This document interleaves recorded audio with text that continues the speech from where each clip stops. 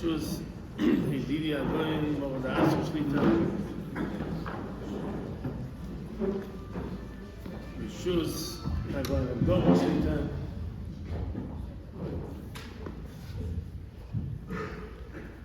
On my way here, I found out the good news that Abdullah is going to be joining. I must tell you that many years ago, when I was a bummer growing up in Flatbush, this goes back about 40 years ago, more than 40, about 45 years ago. I used to love to go to hear different Rabbanim giving drushes on Shabbos. And I had it all mapped out, like which one speaks before Kriyas HaTorah, which one speaks after Kriyas HaTorah, which one speaks after Musaf, so I can combine the most amount of drushes with thing. Please do not ask me when did I daven exactly, but most of the avodah was to go hear the Chachmi Yisrael giving drushes. And Goyen Abdullah used to give his drusha before Kriyas HaTorah at that time, and I used to love his drushes, and I used to run to them. This scope of his ideas, the originality of it, it was so sweet the way he would deliver it. It was just a pleasure, and as soon as he was done, I would run out to go to get Rabbi Victor Miller down at Ocean Parkway, and when he was done, I would run to get Rabbi Steinwurz, and that's how he spoke at the Kiddush. I used to run all around Flatbush every week, and my parents all the time were very encouraging that they had the whole family wait until I would get home. I'm not to give over the bait, like what I was able to hear. So this might be an opportunity for you to just express to what I've gotten out of Hagoyin Abdulah's drushes from the way he would talk about the Torah. There's not a field in learning that he didn't master, and not only didn't master, didn't put out smoke on it. Whether it's Malka, whether it's Agoda, whether it's Lomdas, whether it's Moyadim, whether it's Siddur, whether it's Nach, I mean, every field he has done this. And one of the great things he did for Klai was he used Maimon Ben. Many bottom, but specifically what's they get tonight is the Melava Shlita. Our Melava was saving so much from all of our God Shlita. And not only was he able to say for Taylor, he also was crazy to say for Taylor Latzma. Shlita Rambam, Melach, it's not enough that he should be Yodesh, but every Melech has to write his own Sefer Torah. And Yedidi Agoyin Abdullah is doing a very fine job writing his own Sefer Torah that's built upon the Yisaitis that we got in the Melava Agoyin Shlita. So Ashreichem that you have this kayach, this force over here. And from what I understand, the Kehillah is very zugestellt and fully appreciative of it. And the rebirth of Talmud Torah that goes on in the Kehillah. It's very, very difficult to keep up the morning Seder at that time with all the social obligations that there are at night. It is so difficult to come tonight to all kinds of shiur, and the Tzibur has a reputation that they give it all they got, and they're doing it, and that's making a tremendous shem for the Gila, and it builds each and every one, every sacrifice that he and his wife make. Look covered in the Siddur Alimud is Dovish, is Eila Erech, Eila Kitzvah. And this is all the Ashpah of the Melava Shlita. I'm reminded of a story. This is not what I planned to say, but let me just give you a shtickle idea of the Yashus of David and what he is being mashpiyah the Kehillah through his son. This goes back a couple of years ago. I lose a little track of time. Let's assume it was like a little before Corona. A friend of mine who I know and I like him called me up and tells me he's in hot water. Could you help me? I said, sure, I'd like to help you. What can I do for you? He told me that his wife opened up a letter that he didn't think she was going to open. And from that piece of mail, she realized that he went and made an investment without discussing her and put up the house for the land. She was so upset. So the first thing she did was she went and called her David. She didn't really know about it, but he has his reputation, and she called to complain about it, how terrible my husband is, and look what he did. And this house, I mean, it's on my name also, how could he do this? And this woman has actually some decent qualities, but she is a very pushy and strong lady, and very demanding. I mean, many of us would not give her a second date, even had we given her a first date. But, you know, she does have other qualities, good, she has had some collide over a little bit, and she just went on a rant, on and on. So Reb David was a little bit of a pickle, like there's no moment to tell her how terrible her husband is. So he politely said to her, listen, have your husband call me. Have your husband call me. And he was planning to let the husband know, but he wasn't going to sit and direct the husband to the wife. So after listening, this is what he said, have him call me. So this friend of mine is calling me, and he says, I know that you have a shyness to Reb David, would you do me a favor? Please just call him and let him know at least what you think of me, that I am a fine person, maybe I did the wrong thing, maybe I didn't do, but and explain to him. My wife didn't tell him how much she's waited for me to make more panasa, and I'm running in the morning and at night, and she's constantly twisting my arm. So, and it was very, very low risk investment. It's like she made it the high risk, like he's throwing out money and getting a house taken away. Can you please just try to because I know I'm going to get the rent when I call him. Could you please at least tell him whatever good you think of me? Could you please? And truth be told, the husband I know to be a sterling gentleman, and the wife I know to be, I guess, there's fine qualities, but difficult. So I thought maybe I should make this call. So I called Rebellia, and my friend in Lakewood, and I asked him, I'm not so comfortable calling your father, because could you call him and tell him that this young man who's now the one in trouble, just tell him what a fine person he is, because I knew the person also. So Rebelli calls me back sometime in the afternoon saying something like, as soon as his father heard that I know him, he said, oh, if Gershon knows him, no problem, have Gershon call him. So that sounded like a little encouraging, that I could call him, and he was willing to hear, and willing to listen to what a sterling gentleman this fellow is. So I do make the call. He says, "Could you call at 5:30?" I call 5:30. Let me tell you, David was so upset about the lack of Yashur, so what this boy did, and he was so turned off about marriages, about trust, and he wouldn't let me get a word in edgewise, not a word. And he started saying how terrible it is, and how could it be, how do people do this, and this is what destroys homes, and this is what destroys marriages. And I thought that I'll be quiet and wait till the rap is over and wait for him to take a breath, to try to a little slip in. Nothing. Anytime that happened, he just steamrolled me and just said how terrible it is. And then at one point, when he sensed that I'm trying to get him to realize, he said to me, and if you think he's a finer mensch, then you need to hear this also. And he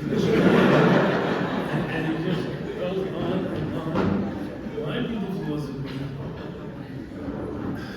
And he started off, it wasn't very good how he started. He says, I know you're a big Balkishan, but there's much more experience, much more age with me.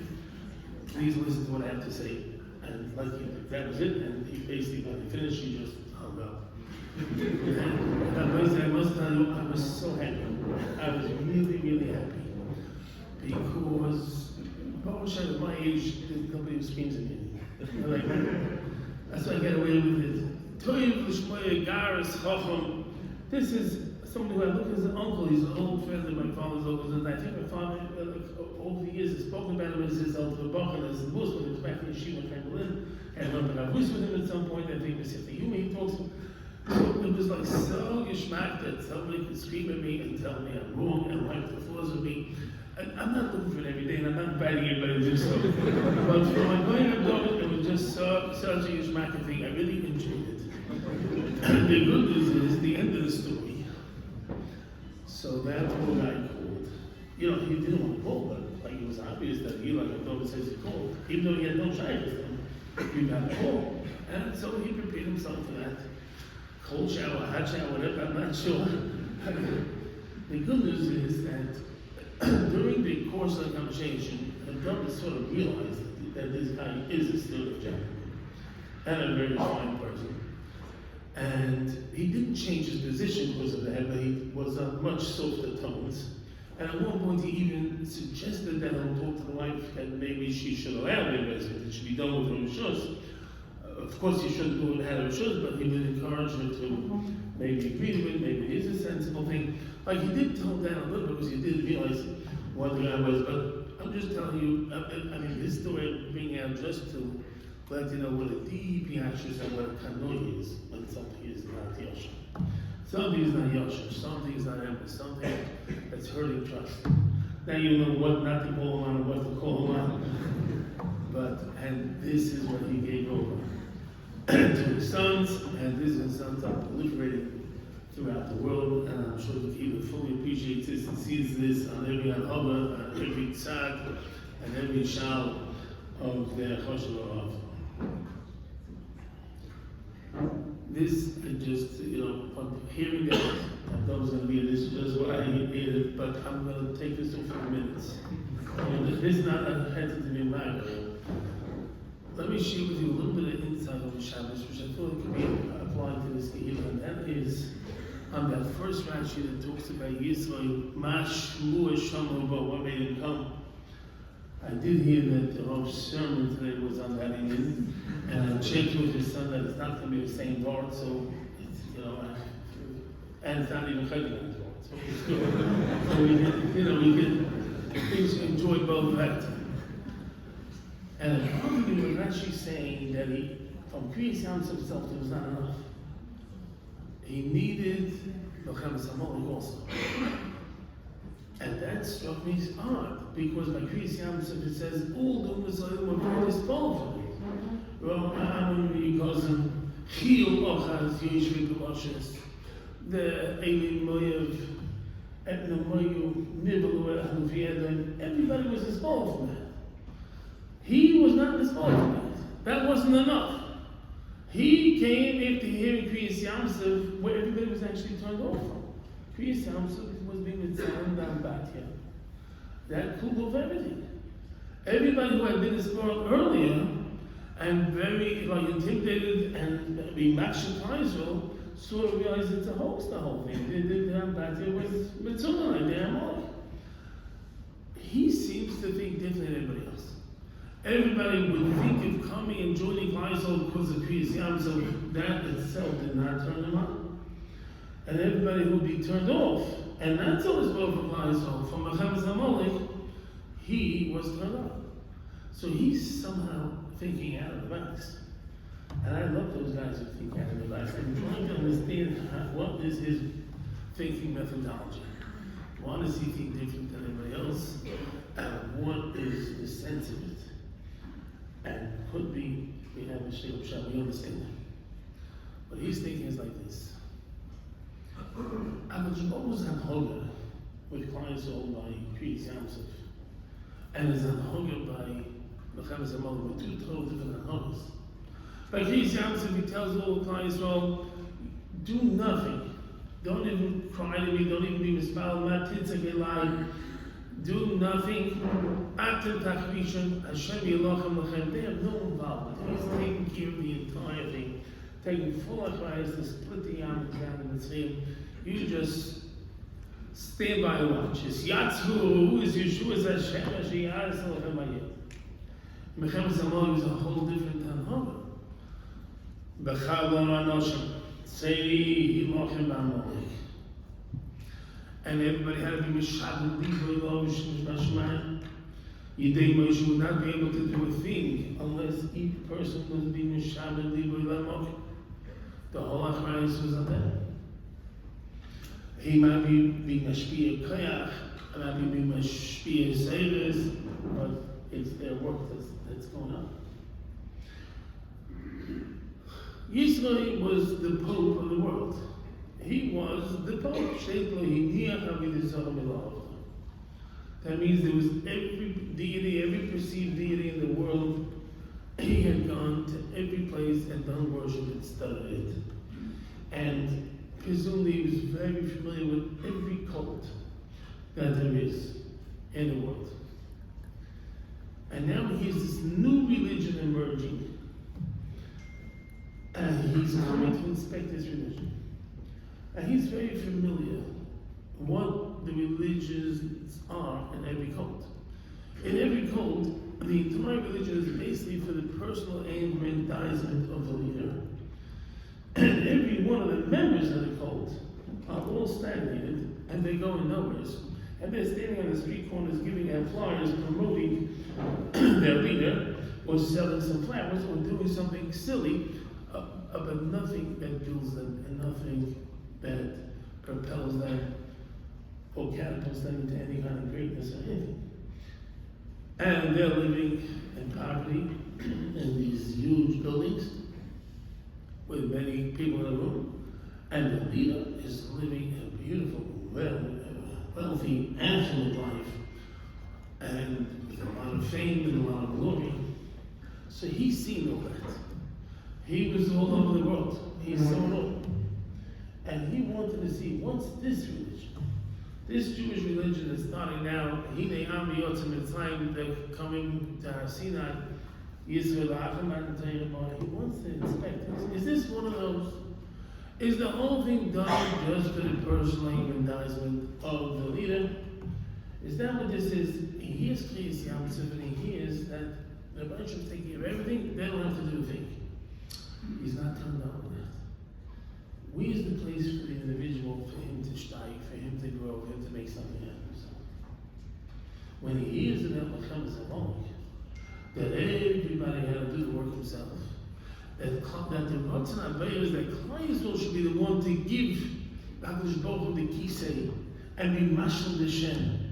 Ein Hashem Shalom, Yod Al-Keitzkar, that he wants Klal to do it. And he's charging them and he's giving them a mission. That means there's room and place for every individual's greatness to come out. That's religion that he's interested in. That's not one of those cults. That's when he comes. And then when he comes and he sees that what this one great leader over here, that everybody's got to stand in line, wait all day and all night, and there's no opportunity for anybody. Nobody here could ever be erudite enough to adjudicate a case himself.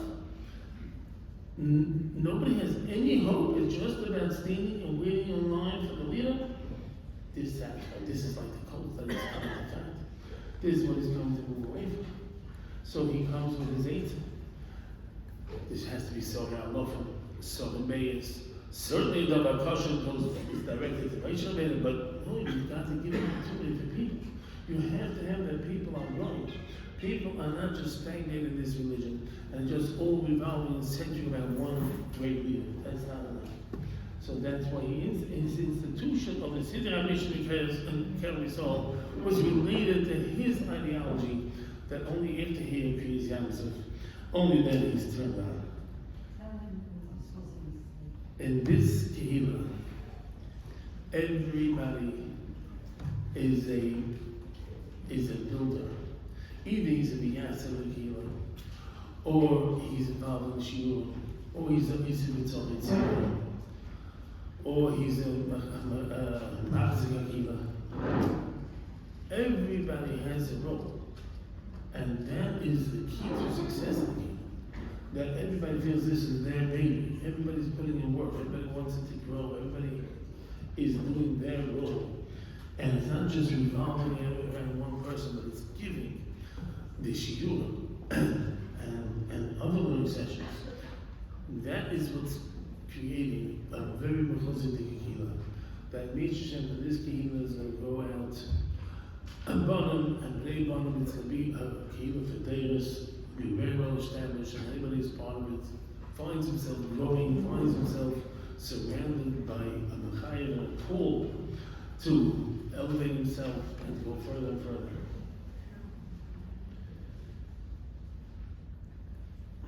The most important thing for any kehillah to be matzliach is not even the shiur and not even the fantastic of I mean, the Yeshurun can ask all my aid, but the most important thing is the ego of the B'nai Kehillah, each one with the other. Basically, we're living in trying times in terms of health, and in terms of giving it to the next generation everything that's important to us. We see the next generation as being initiators. We're all trying, we're all making an effort. But anybody with their eyes open is fully aware that their children are not perfect clones of them. Suppose you have a person that he himself is very straight, very honest. He's even an elevated person. That doesn't mean that he won't have a son that's very earthly and not so straight, has different types of ideas. Suppose you have a father that's a big academician. He can have a kid that has no shyness to academia, not interested.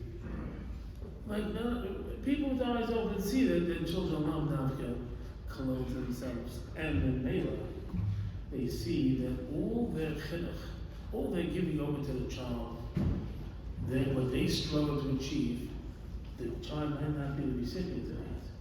The child might be of a whole different nature. The child might have the genetic makeup of some other ancestor in the family, or maybe his own. And Lav Dafke, he could give the most powerful chinuch. So at that point, he's saying a little bit on the yeshiva that he sends him, he's saying on other things. He's never sure what the friends are, what the connection with the Rebbe is. Like, he's never very sure. A boy who's growing up in a kehillah, that there are all different milas among the members. Each one has a different mila. And every kehillah class was comprised of people that have different tumas. And a kid grows up and observes it, and he can implicate it if his father's friends with that person, if his father speaks well of that person. He can have a bunch of uncles that are a certain way of being mashpia. Let's say in every kehillah, there's always the one guy who's always busy figuring out a yard site because he loves that but he loves getting aliyah, they make it tikkum. There's always that one guy in every kehillah.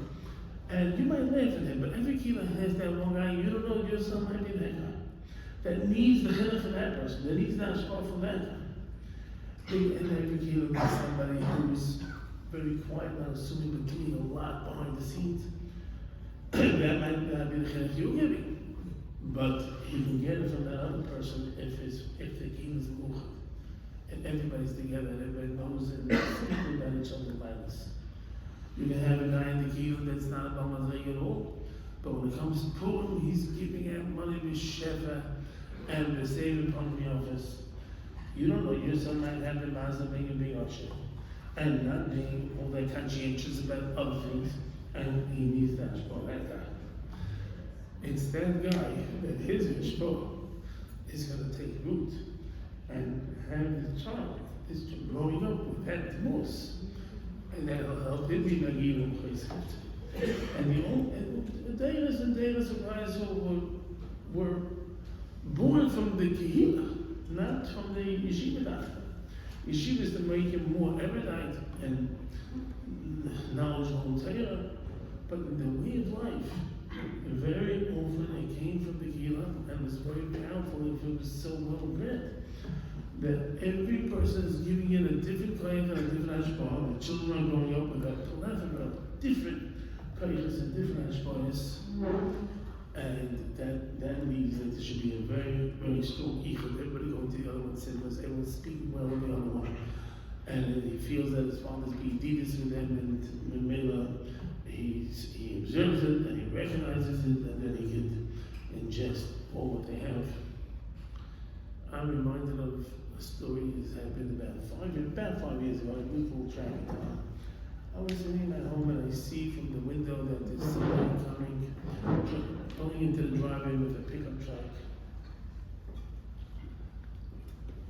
You know, I asked my wife, did we order any Malka or anything? She says, no. So I was a little curious what's happening. I couldn't tell if he's Jewish. From the way he was dressed, I was not able to tell. Within 30 seconds, there's a knock on the door. gentleman says, introduces himself. He says he doesn't live around here. He lives, I think he said in Teaneck. He said that he was doing work. He's a carpenter and he was doing work in the house of somebody in Lakewood. And he overheard them talking about somebody with the name Ribner. And he immediately asked them, is there somebody with the name Ribner in this city? I must meet him. Could you give me his address?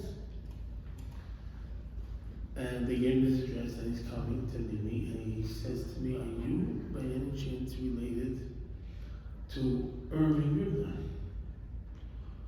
Irving Ribner is a yid that is very under the next world, like 25, 30 years.